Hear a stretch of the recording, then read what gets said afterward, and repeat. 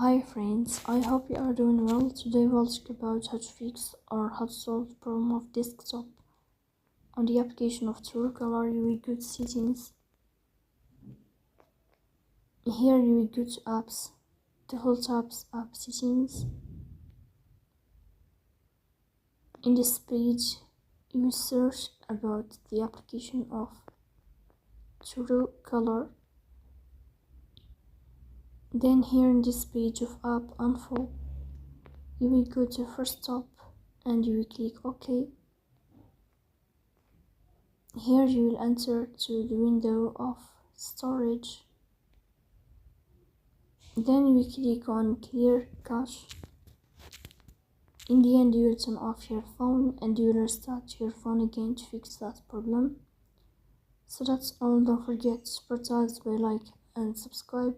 See you next time.